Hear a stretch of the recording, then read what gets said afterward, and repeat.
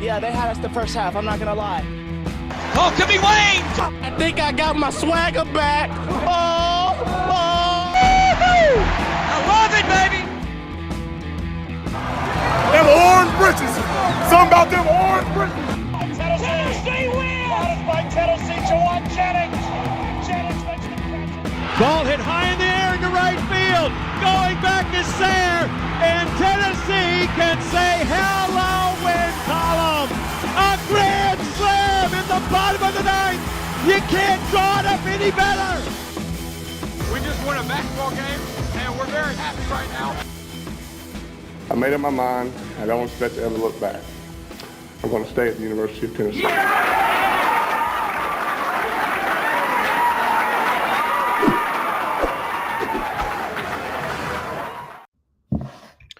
Ready to do and welcome into More Important Issues. It is Thursday, July 7th.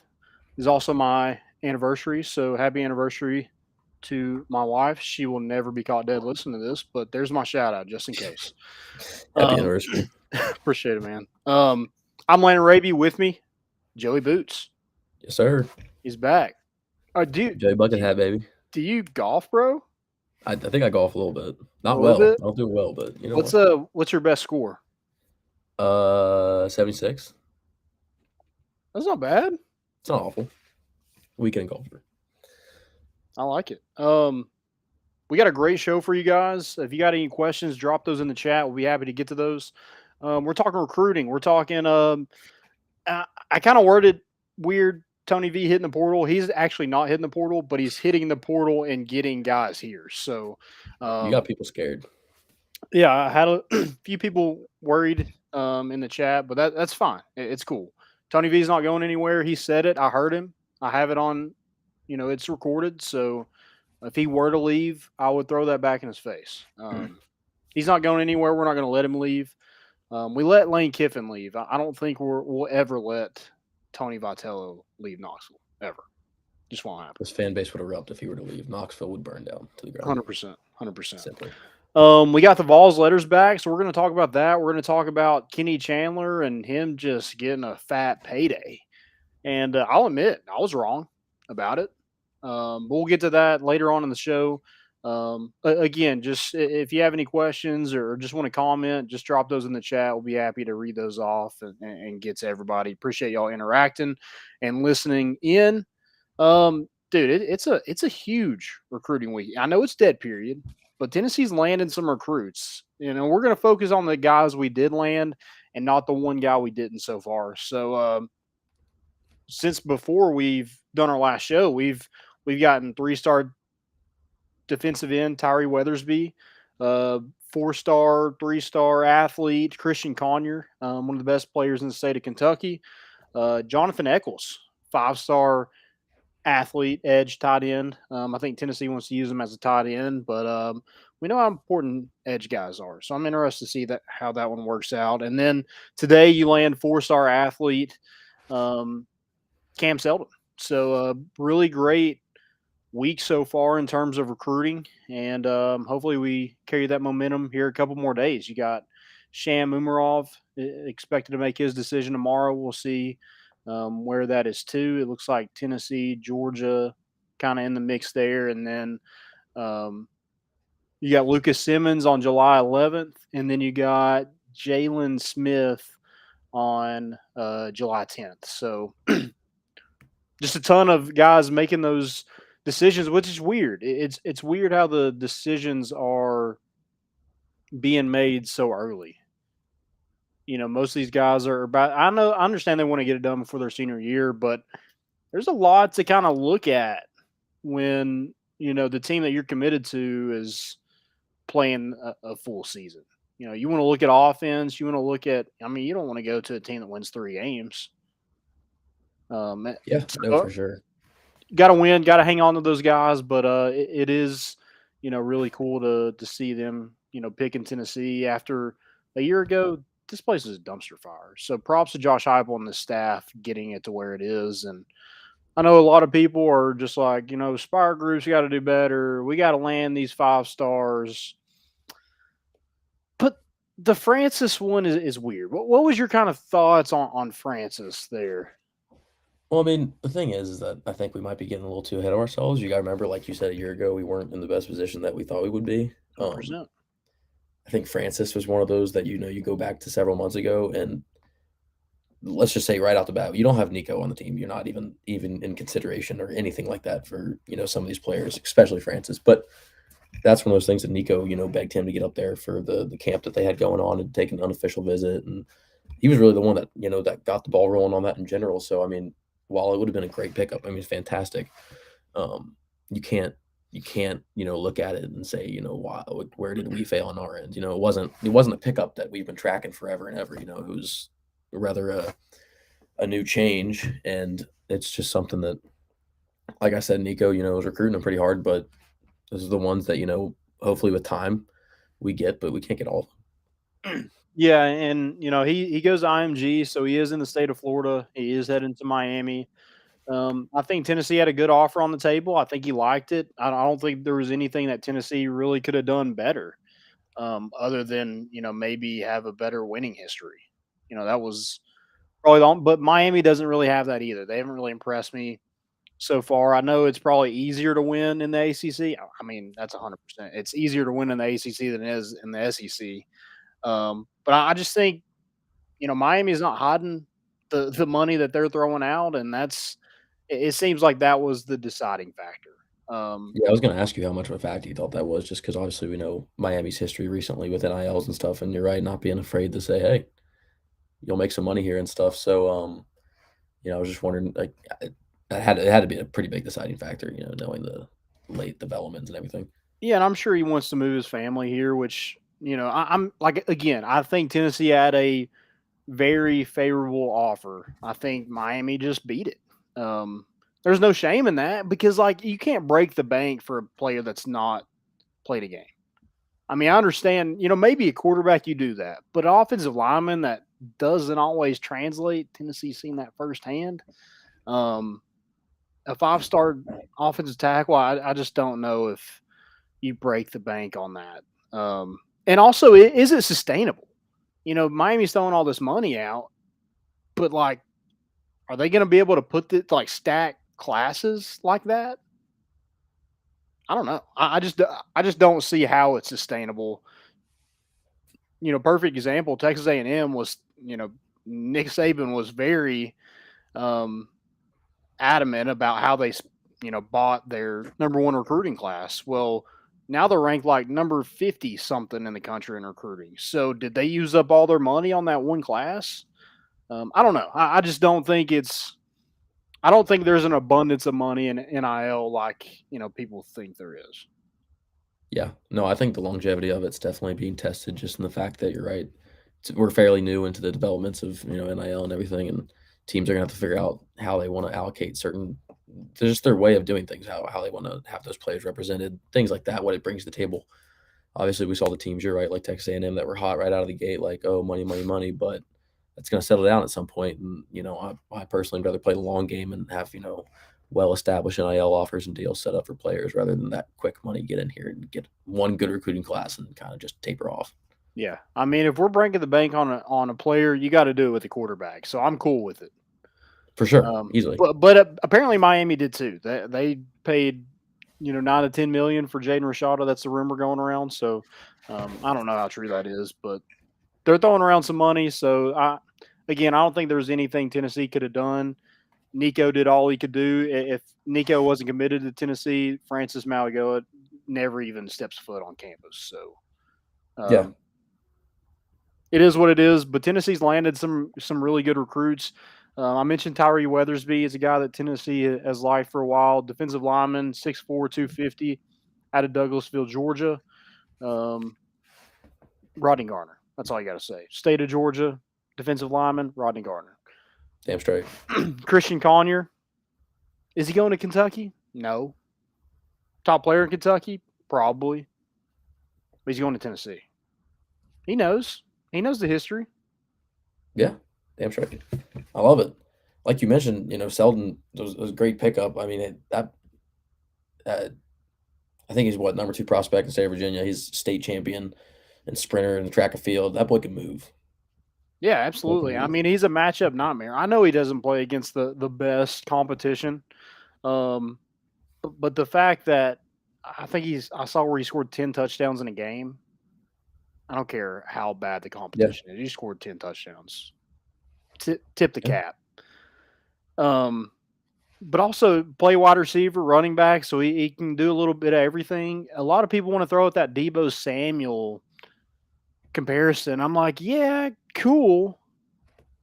But he's the exact same size as Cordero Patterson. Yeah.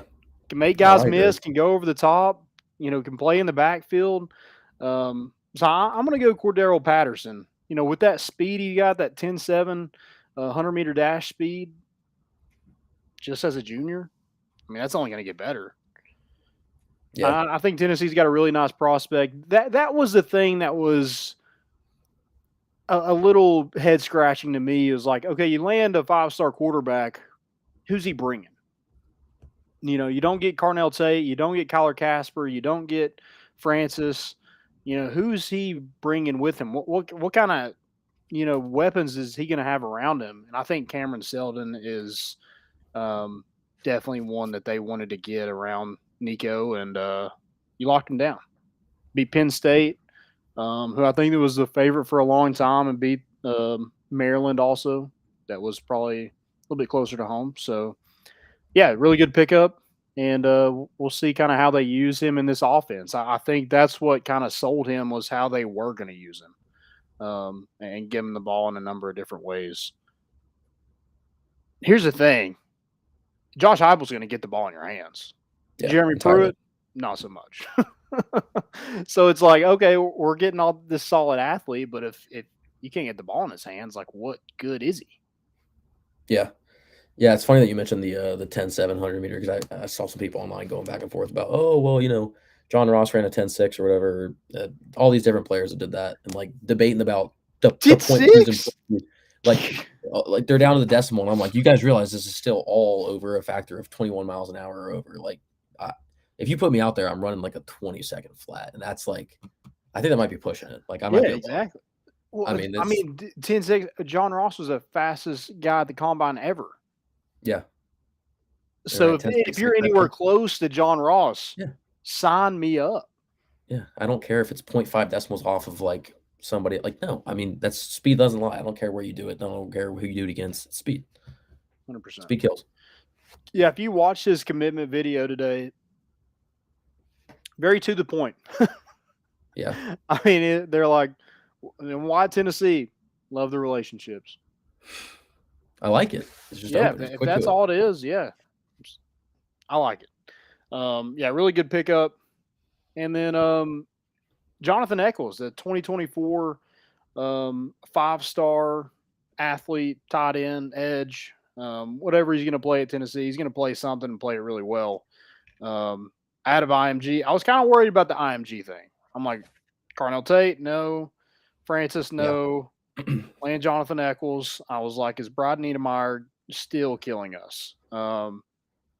But he picks Tennessee over pretty much anywhere in the country, and it's a long time until he signs. But Tennessee's definitely going to take his commitment, and hopefully you can hang on to him.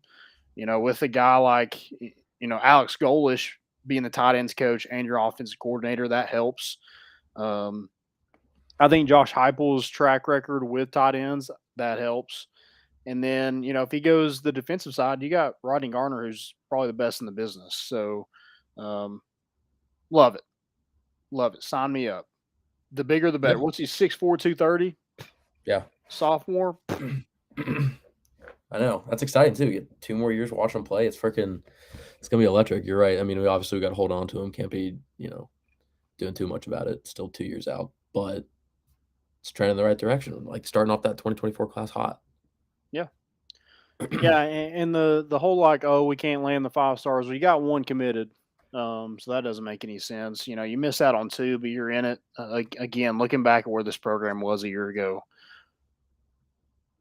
like, we shouldn't have even been in the conversation. And we had people sweating it out until they picked that other school. I think that's it's not something that you're just gonna like moral victories. People don't want to celebrate those. I get it.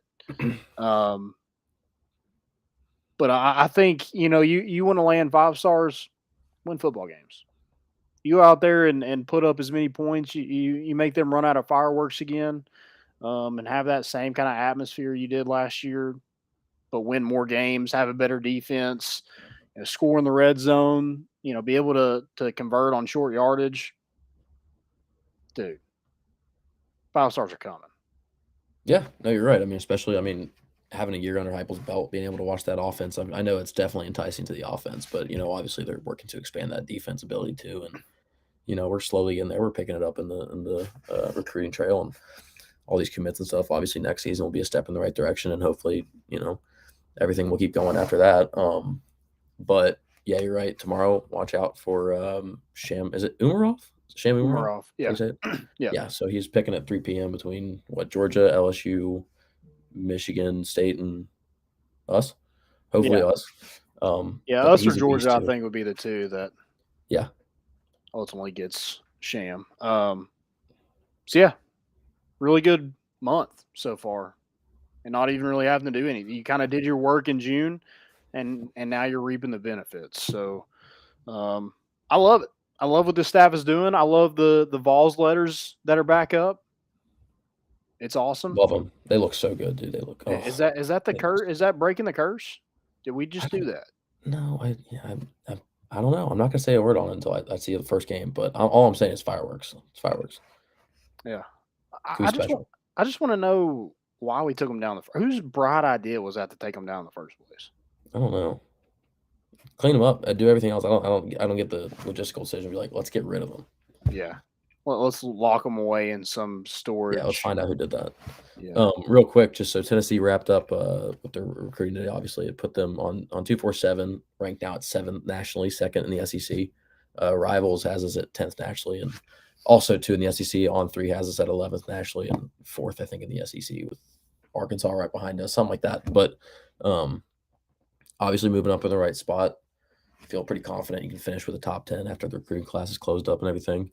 But that's definitely, trending in the right direction for sure. Yeah, why are we sitting here complaining about missing out on 5 stars? We got a top 10 recruiting class. I don't know. Again, I understand that people obviously wanted Francis, people wanted Carnell Tate, people wanted Kyle Casper. It's natural, but you also, we could be sitting here and complain about how we possibly didn't get Shammy Marov, who we might get tomorrow, or Seldon, Conyer, Weathersby, everybody. We can play that game, but it's a slow process. If we came out the gate and pulled it 3 years ago and pulled like five stars out of nowhere and just grabbed them all, fantastic. I'd be a little worried, but it's not like that. We're not Texas. Yeah, here's the thing. Tennessee sells. The last 2 morons that we had as our head coach could recruit some 5 stars. And guess what? It didn't turn out to wins. Yeah. Valid statement. I'm not counting Music City Ball as a win. No. It comes down to, I think, no. No offense for Butch. But I think it I think it genuinely does come down to talent. It's going to take several years to, see where we end up this season, next season, keep going, show the obviously raw talent that we can recruit, and that's how it continuously builds. I'd rather probably take that route than get a couple bust 5 stars as well and end up, back where we are 3 years down the line, and I'm not too sure. Yeah. You big Stranger Things guy? I am a big Stranger Things guy. So Vegna, what current Vol would we'll do a current and then we'll do a pass. What current Vol are you taking to fight Vegna? Current Vol. I saw some of the replies on Twitter earlier that were had me cracking up, but yeah. Current Vol. It's gotta be Elijah Simmons, right? That's a good one. Yeah. I'd be terrified. Physically, yeah, I'd be terrified. I wouldn't. If I was Vecna, I'd be heading right back through the portal. I'd be back in the normal. Yeah. Be back in Victor Creel's house just chilling. But yeah, that's mine. Okay. Unless am I missing someone? Just my favorite reply, and it's messed up, but I'm just gonna say it because it is hilarious. Somebody said Joe Milton is the only one that can overthrow Vecna. I saw that. That's what I was thinking of. That's true. It's a valid point. You know what? Yeah. His decision making is obviously there for I think for Jeremy Buffalo Banks Bills. is a solid pick. Yeah, you get him hot-headed. You get him on like a nice little 3rd and 3. He'll There you go. he'll get a flag called and probably take back out. I like that. Oh man, I want to come up with like who's somebody that's just like freaking jacked. I don't even know. I mean, college athletes don't even look real. Like when you see them out, you're like, good God. Yeah, it's terrible. Dude, even seeing some of these recruits like that, like some of these recruits are just getting out of hand. Like some of these kids are like 16, 17, and they actually look like full-grown 30-year-old men, and it terrifies me. There was one, God, I had it somewhere. I mean, Eccles is what, 17 years old now, I would assume, like given 2024, right? Is it 16, 17? Yeah, so And he really looks have you like seen this man. kid? Oh man, hold on. Who's that? He's 14 years old. No, he's not. Yeah. That's He's a not legal. 2025 prospect. Dude, I'm That so kid is terrified. Like, massive. Look at that kid. that's a 14-year-old? Yeah.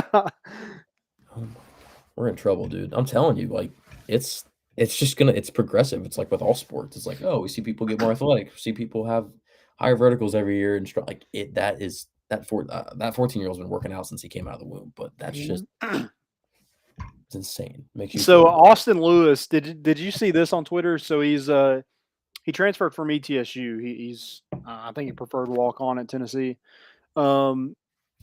He tweeted this, just clarifying for the several high school coaches, players that have DM me huddle highlights. I'm a student athlete for UT, not a coach. I don't know if you've seen that's if you fantastic. go I look haven't up seen Austin him. Lewis. I mean, he's a bearded man, so I get it. That's But funny. No, I don't. yeah, that's just hilarious. I don't have a face. It's funny. We get a lot of those too. We get a lot of DM like huddle DMs, and I'm like, Really? yeah, I'm like, I mean, What are we gonna do? Like push it out and be like, oh yeah, I'll go tell Hypel to check this out. yeah, am I going to forward this over? Yeah. Yeah, I don't know. Bring I it up to the mean, presser. whatever. If that makes you click on her page, hey, by all means. Hell yeah. But I do think the Vol letters, I think they look incredible. Number one, Alan Sign did a great job. Shout out. I know we don't give free shout outs, but there's your one. So appreciate them getting that out, and I think it is the curse. I'm hoping. I hope so. Are you gonna be able to make the first game of the season? 100%. 100%? Already asked off Friday. Thursday night, baby. Yeah, I don't intend to leave my apartment on Friday. It's Yeah. not. Or care if I what's don't going on. end up taking off, you're probably working from home Friday. Yeah. Damn straight. That's gonna be. I'm already amped. Have you dude. I'll been just to be a sitting Thursday there. game before? Yeah, Bowling Green last year, but other than Okay. that, I don't think that. Yeah, that game was. Yeah. We didn't look Yeah, great, I mean, and Bowling Green was way worse. yeah, yeah. It's good atmosphere though. Yeah, I don't hate it. I mean, I'd rather play at that time than a noon game, honestly. Yeah. Oh, 1000%. I'd rather. I mean, at Especially least. this time of year, like it's way too hot to be playing at a freaking noon game Yeah. against Ball State. Yeah. And it just messes with the schedule. You got to wake up at, especially for tailgate and all that stuff. You're not like great. I mean, like Florida, for example, like I'm up at 5 a.m. for like the tailgate we got going. It's going to be nuts. But Oh, for sure. for Ball State, I'm not, I mean, I'll get up and party for anything, but the 6 a.m. wake up to try to get in enough time for a noon game against Ball State just doesn't get me going. But you know what? Thursday, finish up your classes, got get some grub, pregame a little bit, and you're hitting the game. You're there at like 6:30. Oh, it's gonna be Yeah. beautiful. Also, this is for everybody. If you know of anybody that's wanting to sell their G10 pass for the year, for games or stuff, let me know. Seriously, DM me. We want to buy that. We want to tailgate in G10 this year. We're going to have some sponsors and stuff set up. So we want to do that. We just need a parking spot. Yeah, just up for a parking spot. Yeah, let us know. Let's get into let's talk about the realignment real quick. So we got the rumors going around that some teams in the ACC were coming to the SEC. Then later on, it said that wasn't true. It just didn't make sense. Whoever it was a swim account who tweeted that first. Yeah, Just because they had the check by their name, it kind of went viral. It's the check thing. It's the check paradox. But what I think happened is Brandon Walker retweeted it and said something, and he seemed pretty confident in it. So I think that once you get a double check mark verification and you get like multiple quote tweets, I feel like that's when it starts picking up. So I read that today and I was like, I mean, it rubbed me the wrong way automatically anyway, but I wasn't really falling too much for that. I don't think, ideas like that are that far off, obviously, but the way that those matchups worked, I don't think. Here's the thing. Number one, North Carolina and Duke are never going to be in separate conferences. No. Number two, are we just going to recreate the NCAA? Like, is the SEC just going to be the NCAA? Well, that's what I was curious about. This is where I wanted to get into it a little bit. Like, I'm like, obviously next couple of years and stuff, 2024, 2025, that era seems to be like right now, obviously we're, UCLA and USC, and then obviously Texas and Oklahoma. That starts settling in and stuff, but it just doesn't seem real. It still does not seem real that Oklahoma and Texas are going to be in the same conferences. It doesn't. Last summer was like mind blowing. Now I kind of forget about it, and then it picks back up and stuff. But I don't know. I feel like maybe a decade down the line, 10 years from now, we're looking at 2032 season. I don't know, dude. I've been hearing just different things and stuff, and I don't. Whatever gives Tennessee a better chance to win a national championship, that's what I'll say. Like, I mean, I've seen stuff like maybe you got, basically you just merge. You just get SEC and you get the Big Ten, and those are basically your NFC and AFC, and it's like just your two super conferences. You got however many teams in there, and then you got like a lower tier conference, and those are, they're all playing for a spot, like in a hopefully a 18 playoff by then or something, or 2 spots in the playoff, and the rest of the 6 go to obviously the qualifying between the two. 3 teams best from the SEC and the Big Ten, so stuff like that. I mean, it's fun to play with, but like, I don't know. I feel like it could change real quick and start. It's about the TV spots and the money nowadays, and it's happening so quick. I hear all these little things about ESPN this, Fox that, CBS, all that. So I don't know. Just money. It is. That's all it is. I mean, Miami will just pay for it. So yeah, I don't care. Miami, Notre Dame. I would assume if they go anywhere, would probably be the Big Ten, and I don't know if Notre Dame's just going to ride it out for the rest of however long, just still being good without dealing with conferences and stuff. I don't know, but I don't know if USC, UCLA. That have you seen the map? I got it here. The good old the Big Ten. The people were saying it's a very good point. It's going to be very funny. Now I know players for college come from everywhere, but watching a USC Penn State game, like 32 degrees, just snowing everywhere in the middle of just dead winter is going to be the most funny thing ever, because we're not in LA anymore. No, it's not 80 degrees and sunny. Yeah, even like in August, September, it's not sunny. No. So yeah, good luck to that. We'll see how. Maybe they do it like a trial run a year. Those kids are like, dude, I'm not playing there. I agree. I'll go to Oregon where I can stay in the Pac-12. Yeah, the crippling Pac-12. But yeah, it's gonna be. I guess is it gonna go back to the Pac-10 if those two teams move? I don't know. They need to get rid of the numbers. It's going to become irrelevant at some point. Big Ten's going to have like 30 teams. Pac-12 is going to have 2.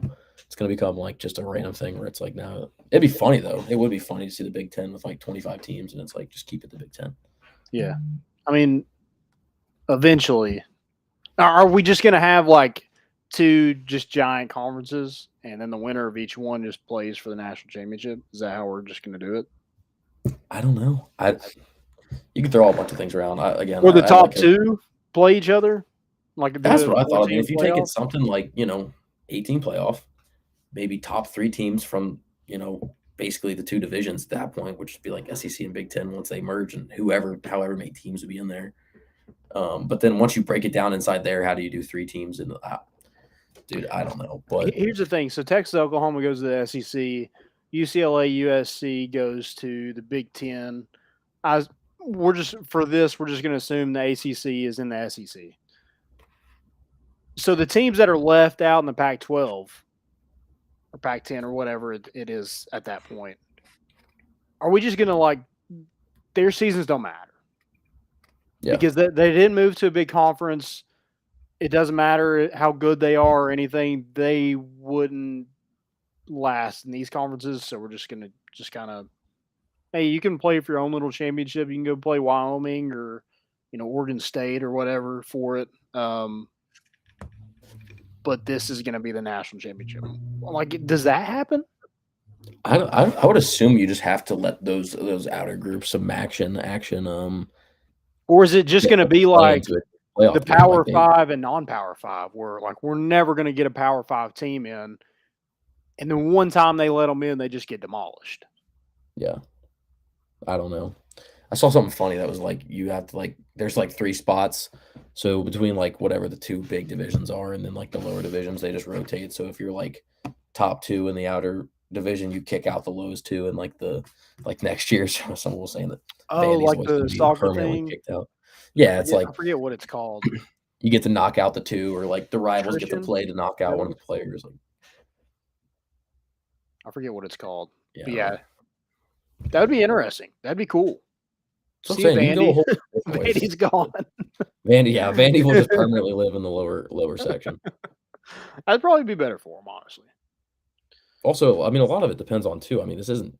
A lot more comes into play than just football and stuff when TV stuff gets involved. All that stuff. It's gonna get messy. I'm assuming in the next several years. But yeah, I wonder if they have like you're in this conference for football, you're in this conference for basketball, baseball.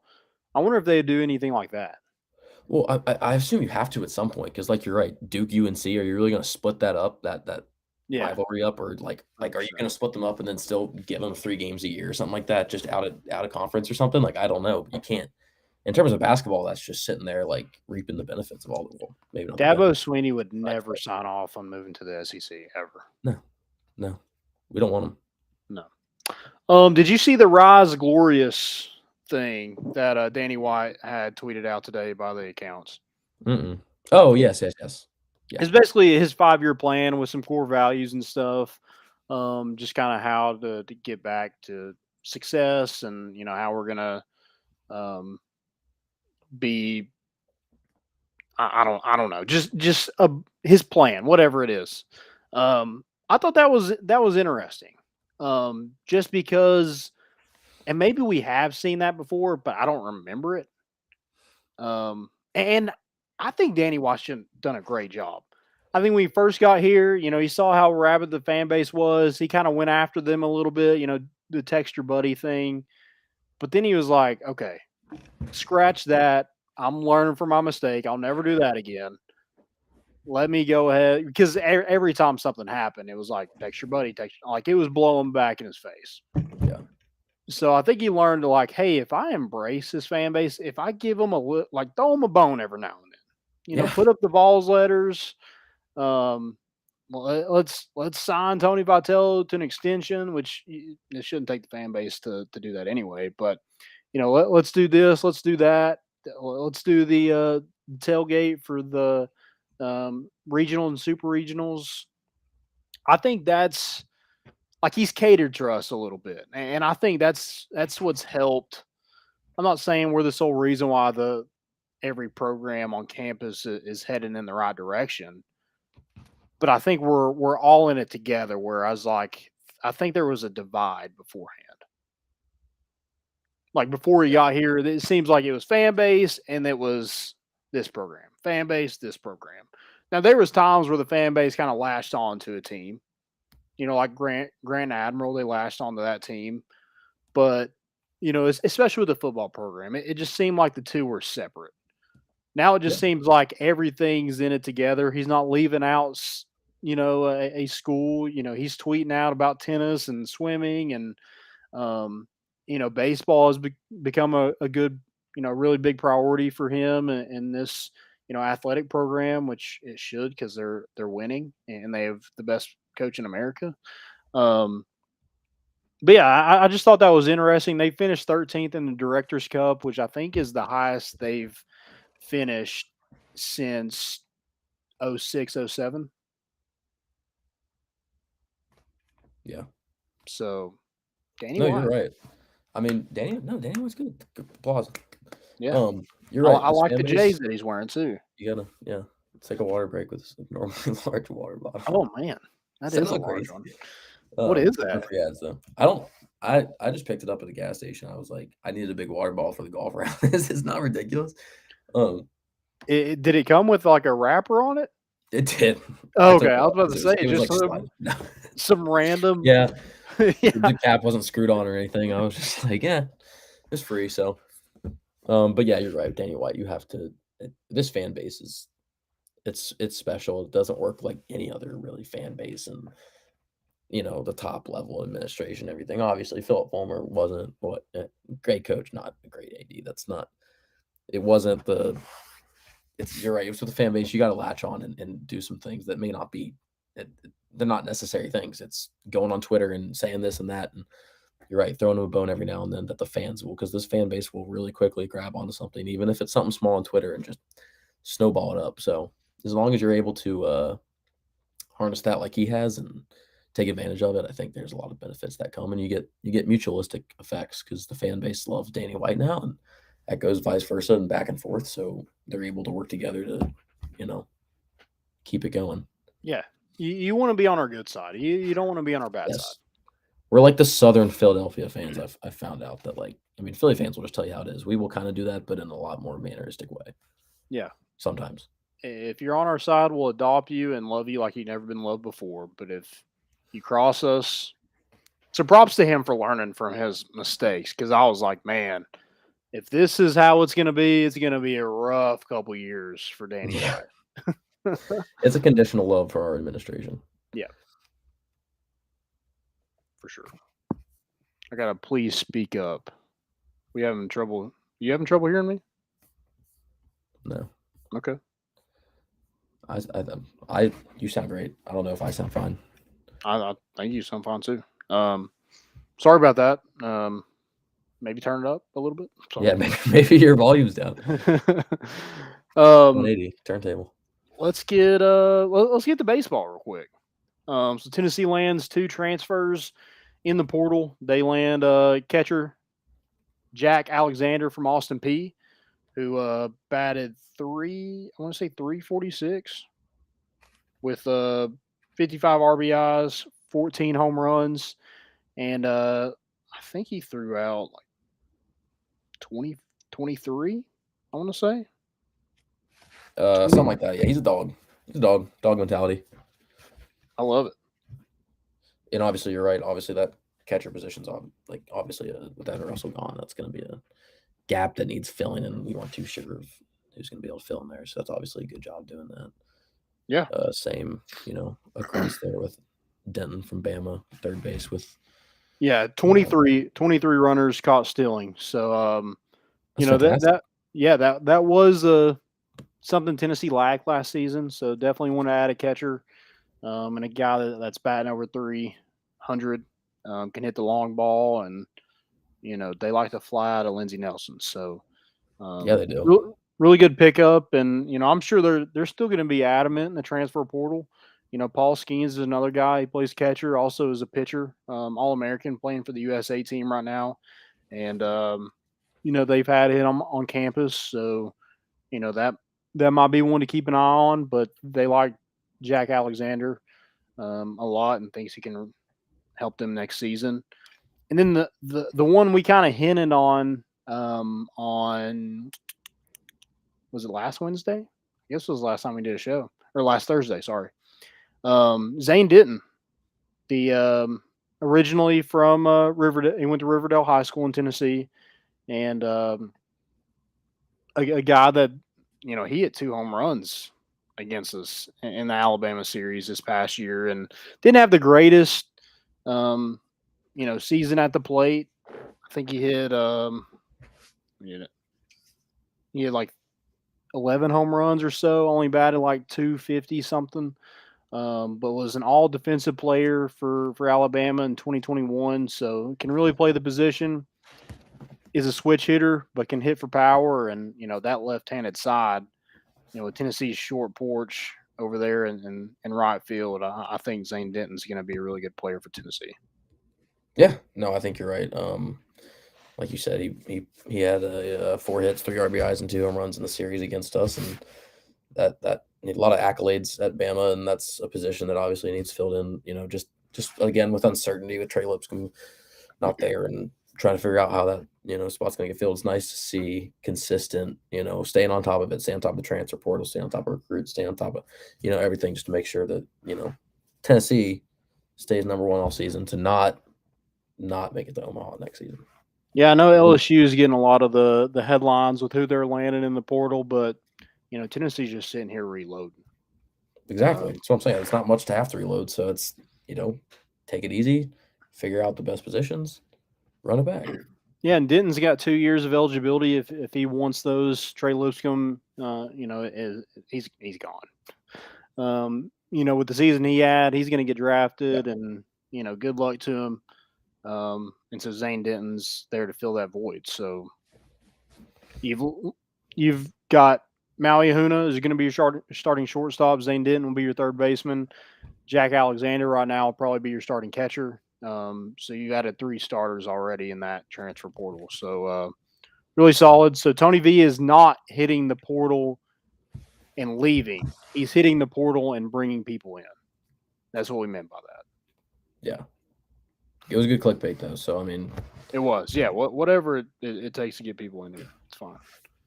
Josh Heupel's in the transfer portal, too. He is. Yes. Do we have any questions? Any questions that anybody wants to ask?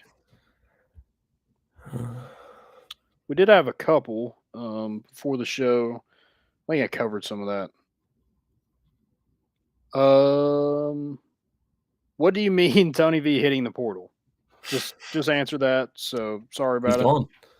Yeah, but Dub himself says, will Heupel win an SEC title in 5 years? Yeah. I'll let you answer that. We can talk about that. That's the wrong one. I don't know. I guess it depends on how the format of the SEC plays out. I mean, does it change? I mean, obviously, we're talking about at SEC Media Days. We might hear a little bit more into the idea of how that changes. But I think it's funny because I think I had a bet with my friend starting last year that within 5 years that we would win an SEC title. So I'm rooting for it. I'll tell you that all day. But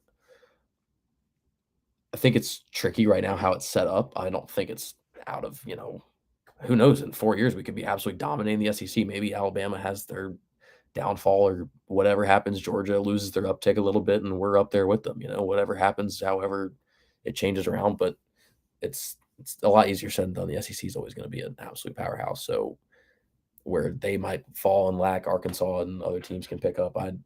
Who knows? But I would like to think so. I'm going to be obviously orange goggles here, but I would like to think so. Yeah, I think the only reason why I'd say no is just because of my battered Vol syndrome and just Tennessee's history.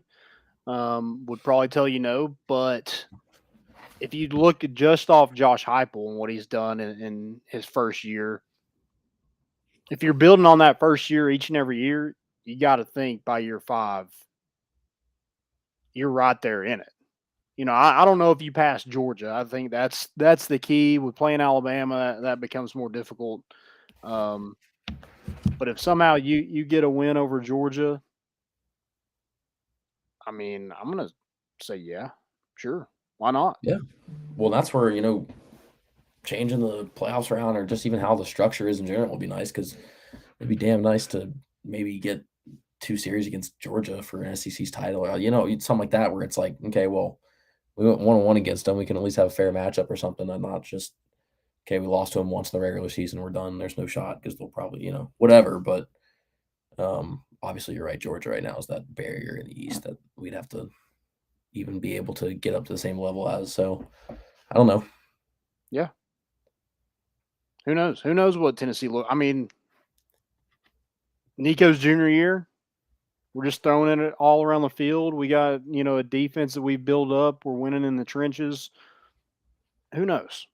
Yeah, maybe we got 2-time Heisman winning quarterback Nico, and freaking we're rolling through the whatever 48-team SEC at that time and just kicking ass and taking name. Maybe we win 2 championships by then. Who knows? Maybe we're 3-time national champions back to back to back. Maybe that would be fun. Maybe I'd enjoy it. If Georgia want to keep botching quarterback competitions too. I mean, we'll gladly still win from them. Yeah, all day. I mean, we played them the best game that they played until they played Alabama in the SEC championship. Yeah, all year no, long. I agree. So Where do you think Georgia finishes next year? I mean, record-wise, they'll probably finish top again, but yeah, I think they take a step back. I don't think they'll be in the college football playoff. yeah, I agree. I think it'll be Ohio State. They're not going to let Michigan back in there again.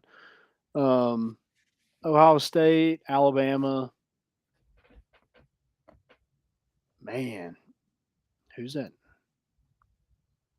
Probably somebody from the Pac 12. I just don't think Clemson's good either.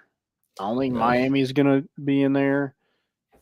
So maybe whoever plays, oh, man, A&M maybe. Maybe. I don't know. I don't even think A&M is going to be that good. I don't know. I think Clemson is a weird one just because I think we gave them a little too much, trash last season. I mean, they did end up okay. I think there's just some definitely some spots they'd have to fix, but no, I don't think they're contending. Ohio State's got to be the favorite. I mean, they're stacked. They are absolutely stacked.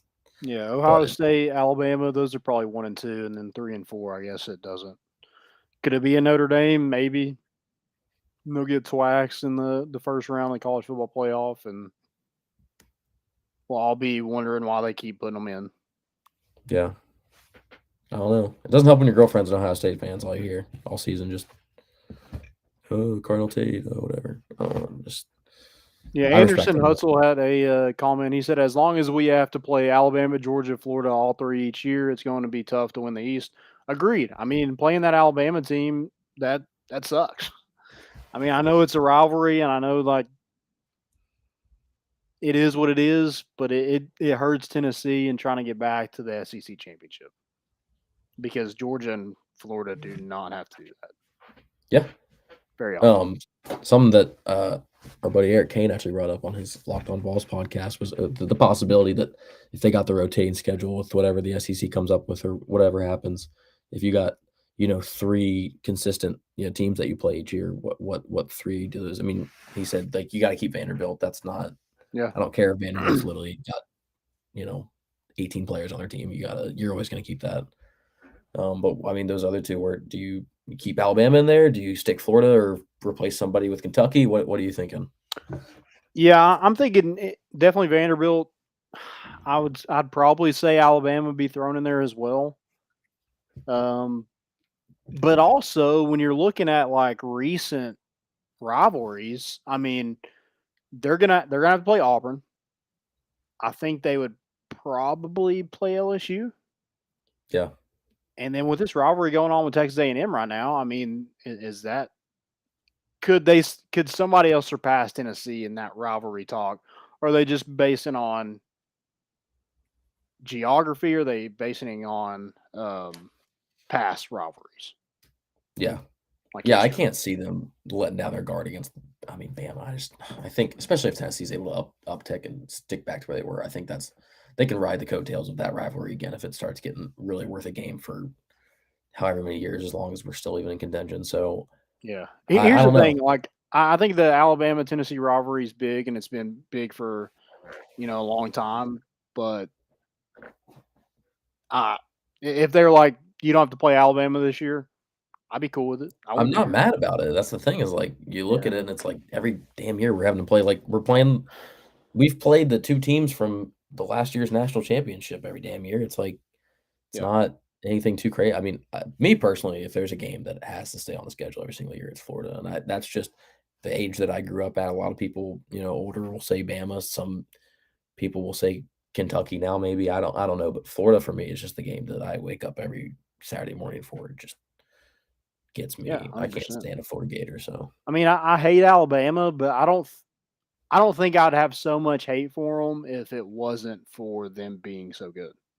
right, exactly. If Alabama drops to just a normal, decent, And maybe that's top because they are 15 so team. good, and just the Tennessee Florida, it's just more. I don't know. The games are more of a toss up. Like it's more competitive. I would assume Alabama would have a lot. I mean, that rivalry would be very, very, very much alive if we were evenly matched. I mean, you remember back in the day. I mean, if you told me next year that Alabama and Tennessee was going to be a one touchdown game, a one possession game, anything like that. Like you could tell me that in the future. Knoxville would be. I mean, can you imagine Neyland Stadium packed? That CBS music coming on at 3:30 prime time. Just, I mean, that place that could be jumping. Oh But yeah, like you said, for the past friggin' 16 years or whatever, it's just been absolutely lopsided. yeah, agreed. One more thing we got is Kenny Chandler. I mean, Got that paid. money. And you know, I'll go on record and say, like, I was one who tweeted, like, when he was falling, I was like, oh, maybe he should have came back. But when you get to go to the I don't want to say program, organization that you were looking to go to anyway, you know, going back home to Memphis, and you know, I know they passed him up twice. Well, ultimately get him later on in the second round, and then he gets paid this kind of money, which guaranteed $4.94 million, 4-year deal worth $7.1 million. So the $4.94 million, I think, is the most ever by a second round pick. Yep, I think I think it was like some second round American pick. Okay, American so maybe second round. American, yeah. I don't, Okay. but I can't tell if they mean like an actual American player, or if they mean American. I don't. But whatever, it's made a shit ton of guaranteed money regardless. So Yeah. get that bag, dude. I think you're right. I mean, as I was watching, I thought, was it 38 overall Memphis Grizzlies, Mhm. something like that. I mean, I thought he fell quite a bit, but you know Here's the what? thing: at the end of the season, I was like, he's gone. Like I Yeah. was up. There's no doubt in my mind he's gone. And there was talks, lottery pick this, lottery pick that, like whatever, all this stuff that Yeah. tapered away slowly. But 38 was a shock to me. Look, Tennessee, NFL and NBA, MLB starting trends too. We like to have those guys that get taken late in the draft. I mean, look at Grant Williams. I mean, it wasn't necessarily like late anywhere, but no one was like talking about Grant Williams is going to be. I mean, look at what he's doing for the Celtics now. He's killing it. Yeah. But same thing happened. I mean, how many players does it happen with? We're hoping that it's going to happen with John Jennings even more. Obviously, Alvin Kamara is just an absolutely insane example of that. But keep the ground rolling. I think he looked great in his summer league game. He had 3 blocks, maybe 8 points. I don't remember what it was, but I mean, he looked pretty fresh for that first summer league Game-winning game. steal. Yeah, that's what I'm saying. I mean, here's he's the got thing: that energy. the last couple of Tennessee players I've gotten drafted, the Admiral, Grant, Keon, Jaden, Kenny Chandler is by far the better draft prospect, in my opinion, than all 4 of those guys. Yeah, no, I think that's entirely right. Especially, And I understand it's a wings league, but I mean, you're looking at a freaking baller. So yeah, the fact, and I guess it was more of the height, but also like, hey, there's a guy in the league, Chris Paul. Anybody heard of him? Yeah, it's true. I mean, John Moran isn't that big either. He's not. I think, dude. I'm telling you. I mean, I don't follow NBA like too much. I mean, I do, especially obviously playoffs and everything. But I mean, a team I do watch quite frequently is Memphis, and I feel like he's a good fit. Obviously, him and Jaw have connections way back, Memphis and everything. And Jaw's been cheering for him since he came to Tennessee. He's been tweeting him all the time. And draft night, he was super excited to have him. So that's gonna be chemistry already off the bat. But I think he's gonna excel at Memphis, and we're gonna be talking 5 years from now. He's gonna be making a fat bag. That's my personal take. I don't know. Maybe he ends up like Jade Springer, and we're not even sure what's going on. But who knows? Yeah, I mean, I think Keon. I thought he had a really good year. We mentioned Grant. I saw something from Admiral that he was he's like, hey, this is my 3rd summer league. He's like, this, I've been a starter. I've been off the bench, coming off the bench. I've been on the bench where I'm not even playing. So he was just like, make the most out of every opportunity. I mean, kind of being that leader that he's already been, but he's not even that much of a factor in the Magic organization. But for them to kind of tweet that out about him just shows like how they think of him. And Grant's the same way. Yeah, no, Grant's living it up. I saw his Instagram where he was like with Meek Mill and Lil Baby and Fat Joe and all them. He's having a hell of a time. Yeah, I was a little surprised. I guess, I mean, it's old news now, but I did think Admiral was going to be a little bit more, and maybe he's still waiting for his time. Who knows? I mean, the skill that he's got isn't going away necessarily, I don't think. I mean, I think at any point he can fit into a decent amount of NBA team schemes, but that was one thing that I was kind of surprised by that he didn't. Just watching how dominant he was able to be athletically and what he was able to turn into from his time at Tennessee was like. And maybe that's just the idea of like, okay, you watch him against college people and NBA professionals, just a whole different story. But that dude's just got some raw athleticism and dog to him that surprises me that he's not, excelling a little higher level, on a consistent roster and stuff like that. Yeah, 100%. Well, that's all I got for that. Exciting stuff going on Rocky Top, and hey, let's get in some stupidity. There's some stupid stuff. There's always some stupid stuff going on. Why not? Yeah.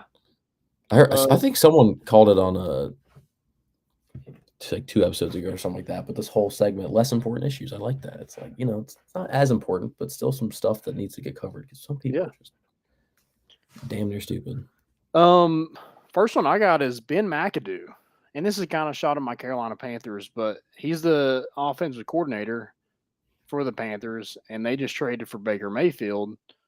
Well, he was with the Giants, and he listed Baker Mayfield as his number 6 overall quarterback in that draft class.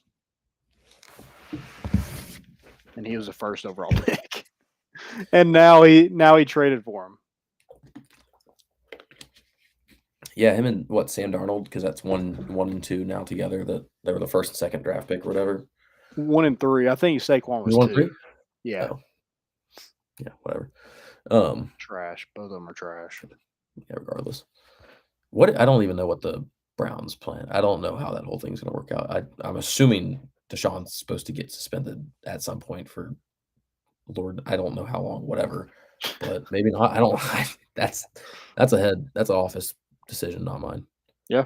Nor do I care. But gotta keep an eye out for fantasy because fantasy season's around the corner. It's gonna sneak up on you before you know it. It's time to draft. Oh man,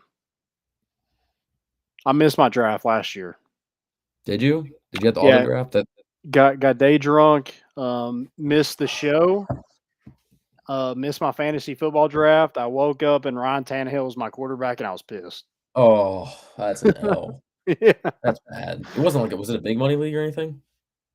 Oh, we just put 20 in, and everybody gets. Yeah, it wasn't a big. I ended up coming like 3rd. Okay. That's what always happens. Wasn't bad. There's always that one freaking fringe in the group that auto drafts or has absolutely no idea what he does and drafts like a tight end. Nowadays tight end's different, but like getting like I remember someone. I think it was literally like Sam Darnold last year. Somebody, and it was like 3rd round. It was the dumbest pick I've ever seen, and he ended up coming in 2nd. Basically, should have won. It was like a fluke game that Kelsey popped off. But stuff like that. It's like maybe I'll just throw it on auto draft this year and just cringe while I watch it. But be like, you know what? Trust the process, baby. Yeah, trust the process. That's a good point. I don't know. Ryan Tannehill is my quarterback. I was like, dude, this sucks. I hate my life. No offense to Titans fans, but Ryan Tannehill as your fantasy quarterback is not ideal. I agree. It's not ideal. I think I actually had Tannehill for a little bit. I had to fill him in when you get down bad enough in the season that you're picking people off waivers like wings. I think I had Ryan Tannehill and Sam Darnold were my 2 quarterbacks. I started off hot. I think I got who did I get? What am I thinking? I got Travis Kelce and Devontae Adams back-to-back picks last year, and I was like hot. And then the rest of my picks were dog. But you know what? I think I finished 3rd. Got my money back. It's all that matters. There you go. Yeah, I think we give money for like scoring most in the league. I think I scored most in the league. So I got a little bit of money. I think I doubled it. So I'll take it. Yeah. Any more stupidity? Oh yeah. Oh, I got one. Okay. My stupidity is with the dude who thought he was going to take down the greatest athlete of all time. And I think you know what I'm talking about. You know what I'm talking about. I do know what you're talking about. Yeah. I'm talking about this guy. Yeah. Joey Chestnut is the greatest athlete of all time. And this dude, I got a video of it. It's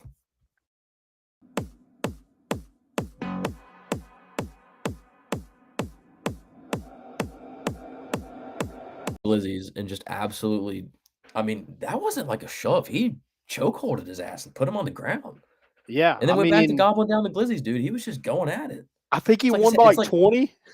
Oh yeah, he still put it down, and I think he's getting to the point where I think he did 63 this year, and last year was like 74 or something. I think he's getting to the point where he's like, this competition's so bad that I don't even have to try that. Like, I'm not gonna go the extra 10. That's gonna make my life a living hell like 24 hours from now. Yeah.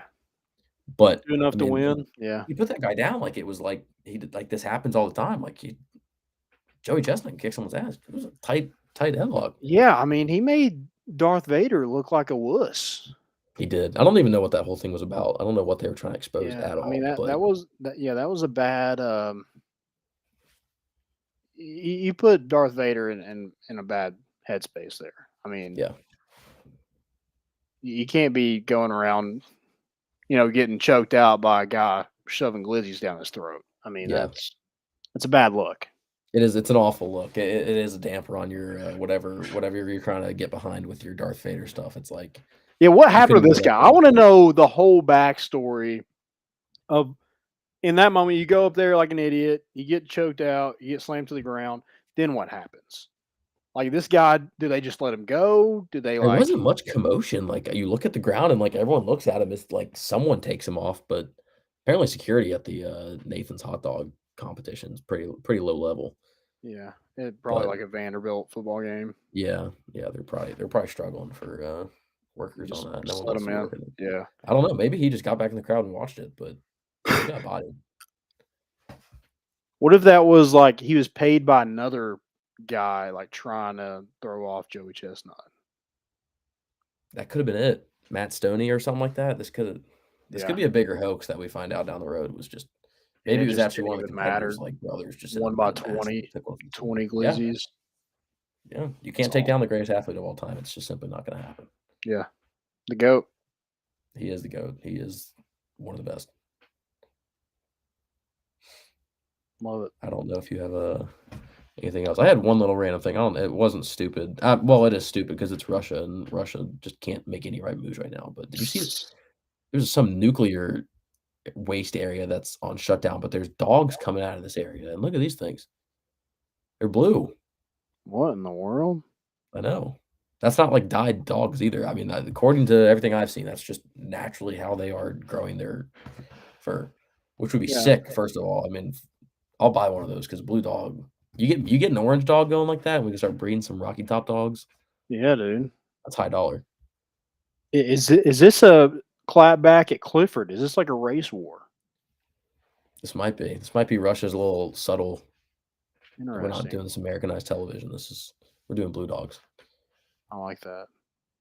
Yeah, I mean there should be more. If Clifford's gonna, run he's got the TV deal and everything. I think we should have blue dogs. That's only fair.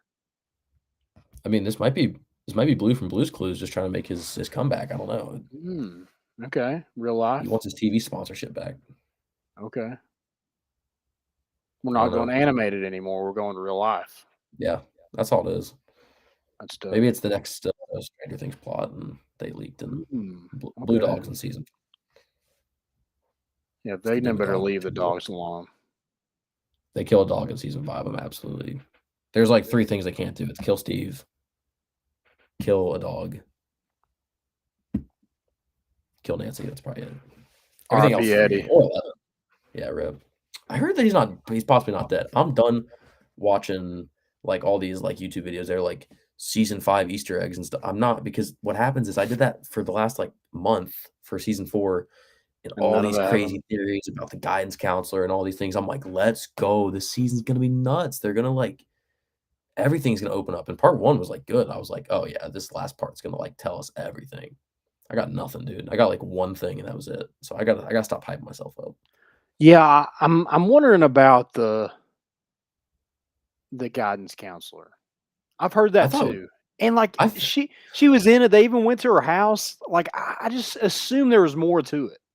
It was a totally pointless character. That's why I mean, maybe she still does. Who knows? Maybe like, but the creators have to like. I feel like they just throw some things in because they know how crazy. I mean, they know that people are gonna find stuff, and maybe they're just red herrings. I don't know, but yeah, cut it off, knock it off, because you're throwing me for a loop. Right. All right. That's all I got. That's all I got, guys. Thanks for listening. Had a lot to cover tonight, but it was a great show. We'll get Caleb back. He's traveling right now, going to California. don't know why you go to California in this environment, but whatever. I'm just kidding. He's going to visit our friend Brody, so wish him safe travels. I saw him with the airport beer earlier, so he's living it up. Dope. Yeah, he'll be back on. I don't know if he will be back on Sunday now that I think about it, but got some big news coming. Got some big guests coming on here soon, so stay tuned for that. And hopefully we get some more good recruiting news tomorrow as well with our boy Sham. That's an awesome name, by the way, Sham. It's a great name. All right, guys. Thanks. For sure. Big guy. Love the big guys. Guys, that's all we got. Again, thanks for listening. Have a good rest of your week. We're bringing the boat in, and we out.